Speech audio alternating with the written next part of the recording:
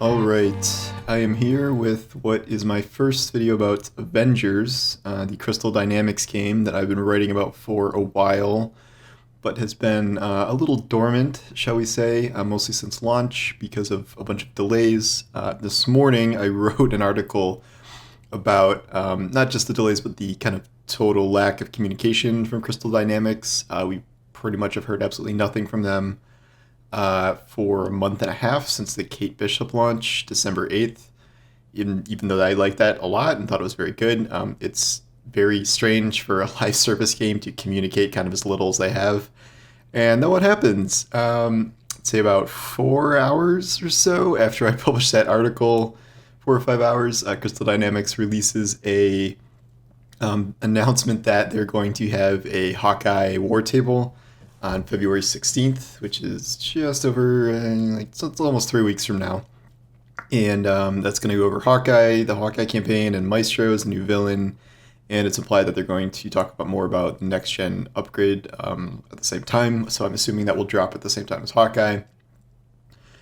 But I don't know if that's coincidence or not. I'm not going to take credit for that. It's a little suspicious, I would say, since I'm the only person I think still writing about the Avengers game, that maybe they just thought this was the proper time to send that out and directly mess with me. But I'd update that article, needless to say. But the question is does it really kind of fundamentally change anything about the trajectory of Avengers and its long-term prospects?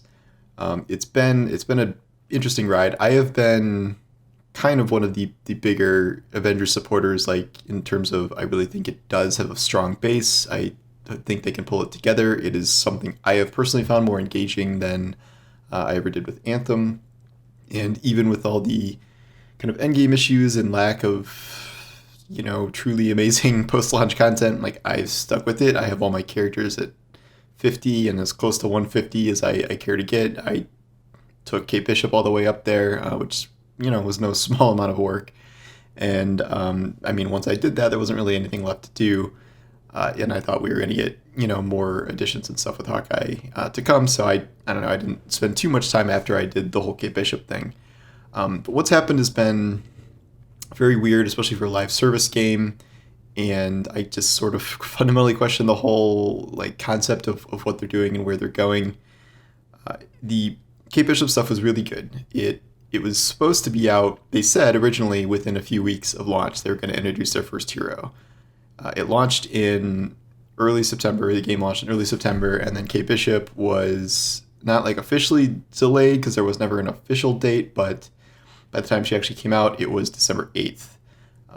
Part of this is COVID things. Part of this is California wildfires, literally displacing Crystal Dynamics people from their homes, so that was not great. But I think even overlooking that stuff, even considering it, I still think they've kind of run into the oh crap, it's really hard to run a live service game, much harder than we thought. And this has totally shifted their timetable to kind of a pretty extreme degree. They had to spend a ton of time just fixing countless bugs with the game, many of which are still not fixed. It is, to this day, we are, 5 months into the release of the game here.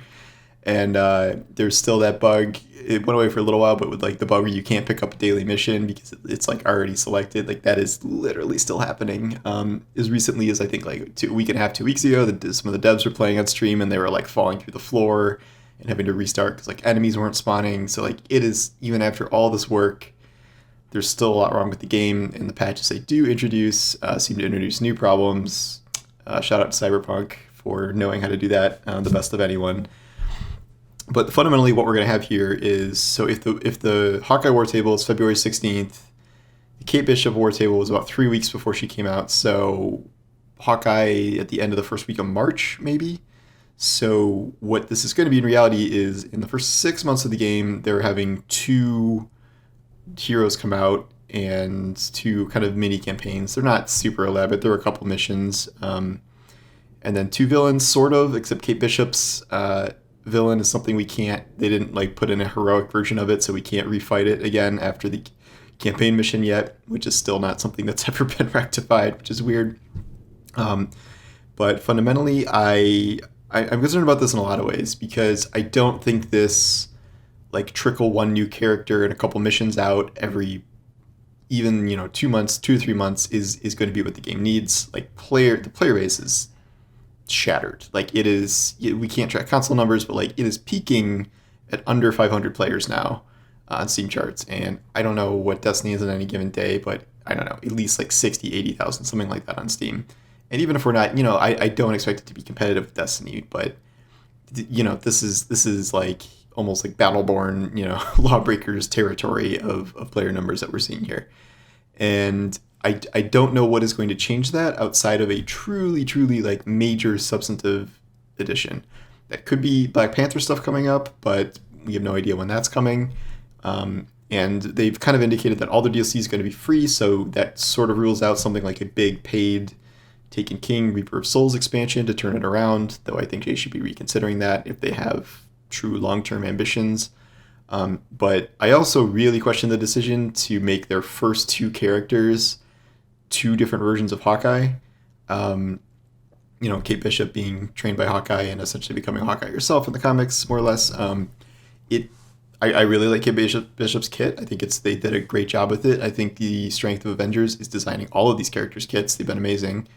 I know that Hawkeye will have some differences between Kate Bishop and him. I know he has different special moves. I think he's got a couple different arrow types and maybe some different attacks. But he's fundamentally, he's an archer, and they're going to share a lot of similarities, if not move-wise, just thematically. Like there's another archer, and like I get how he's been woven into the storyline where Kate's trying to rescue her mentor.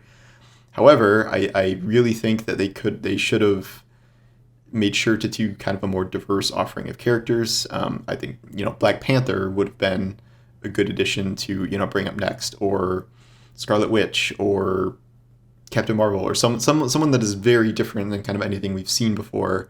Because Kate Bishop was different than what we've seen before, but it also didn't create really a spike of interest in the game past a couple of days. So what is a modified version of Kate Bishop going to do in 5 weeks here, or whatever it's going to be? I don't, no matter how good it is, even if it's as good as Kate Bishop's stuff, which was very good, it's becoming clear that this is not the kind of thing that is really generating all that much interest in the game.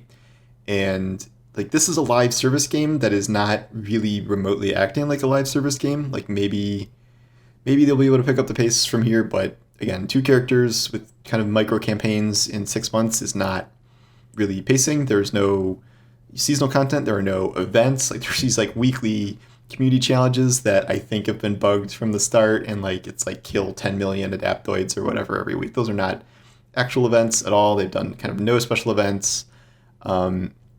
They've barely introduced like any new mission types. And the stuff they did do is not that good. They have Tachyon Rifts, which I hate. I just don't like that concept at all.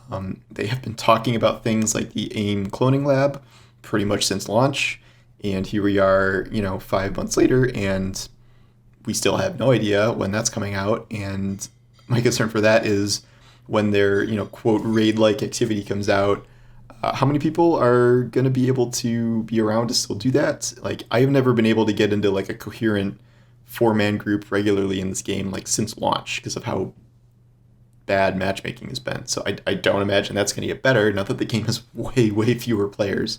So designing like kind of hard endgame content around that without, better matchmaking, without some sort of LFG system, can't see that going well. So I'm worried about that. The looming question of all of this is, how much runway does Crystal Dynamics have here? Because we know Avengers kind of underperformed expectations for Square Enix. Marvel obviously doesn't really want to be attached to a game that is considered a failure.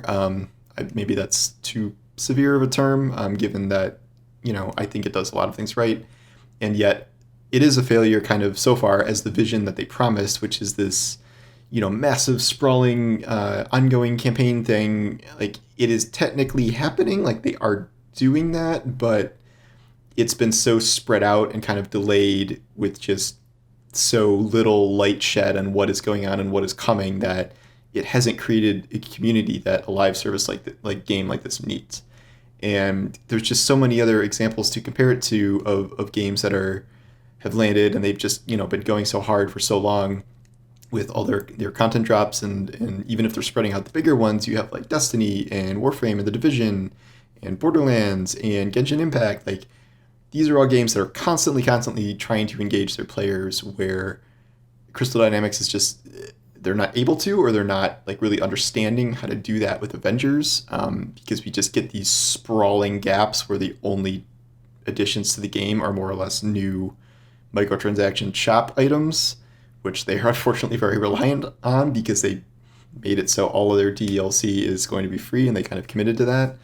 I don't really know what the pun intended end game is here, because either Square Enix like just keeps devoting what has to be a significant amount of resources to this, because it is not like the Kate Bishop stuff is substantive. It is hard to develop a full character kit like that, do these missions and cutscenes, and like they brought all the voice actors back, and like this is like no joke amount of work. I definitely understand that, but because of that, and because they've taken that on, it's been so slow to come out, that and so spread out, and it's still unfortunately just not enough to be kind of impactful to lapsed players or new players, and it's not retaining people. So when does Square Enix kind of be like, okay, like you tried, it's not going to happen? And my guess is like the first year.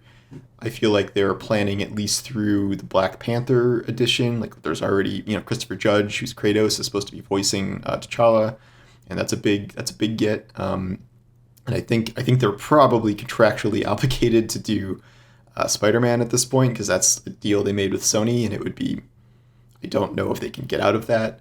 But if this is the kind of scale we're talking about, this may go from a game that wanted to be a multi-year kind of fixed presence in the space to something that gives it a shot for a year and a half, and kind of fades away. Again, I hope that doesn't happen. I hope they're able to pick up the pace of content and pick up the scope of content and figure out how to engage with their community, which they have very much avoided. I know there was some weird thing where a developer got doxxed on Reddit or something. I don't know all the details of that, but obviously that is very bad and should not happen. But in general, like they need to try and engage the community more than they have, and that just hasn't happened. And maybe that's because they really haven't had anything to say, and Hawkeye is coming out in 2.5 months when he was supposed to come out 3.5 months ago is not really a great thing to report. But I don't know. I have been really pulling for Avengers, but the longer this goes on and the more spread out these releases become, and the content of the releases, if it's if it's Hawkeye after Kate Bishop, that I am personally probably going to enjoy playing Hawkeye and doing that campaign, but I know I can tell that already that this is probably not going to appeal to a very wide swath of players, past people who are already still just kind of diehard about it. That may change when whatever Black Panther stuff gets here, or Spider-Man for Sony players, or whatever's going to happen. But I would be very surprised if Hawkeye in 5 weeks marked a significant uptick in interest or change the narrative of the game. And if that doesn't work, do we have to wait another 3 months until May or June until Black Panther gets here to try it again? Seems likely. So I don't have the most optimistic outlook about the game anymore, but I'm kind of, I'm going to keep giving it a shot, because these, it's not exactly hard to just jump in and play a couple missions and use a new character and see how they are. So might as well. And I'm curious to check out the next gen update to see if we can get rid of some of these massive frame drops. But yeah, I don't know what the future holds, but it feels like unless some significant things are changed, that we are kind of in another Anthem situation, where, who knows what BioWare's doing with Anthem, but it does not really seem good for the longer term prospects of the series based on what they originally thought it would be. And I would not be surprised to see them essentially cutting their losses and moving on to a new product if they cannot figure out how to re-engage the player base or introduce a bunch of new players in a significant way. And from what we've seen so far, I don't know how that's going to happen. I would love to be surprised, but I don't know. It's going to be very tough for them to do. Yep, those are my kind of elaborate Avengers thoughts. I will probably do another video. I'm obviously not covering Avengers all the time because there's not that much to talk about until right now today. I'll have thoughts about the Hawkeye War Table when that gets here, and then probably about Hawkeye himself when he arrives too. But past that, it's kind of been radio silence. So, are we gonna Evie? You gonna make a cameo before I end the video? Evie, come here. Evie. Now she's just gonna make me look dumb. Here, there she is. Evie, you did it. You made it. Okay. Now that Evie's here, the video can end. That's all she wanted to do, say hi. But yeah, thanks for watching, and I will see you guys with a non-Avengers video next time. Thanks.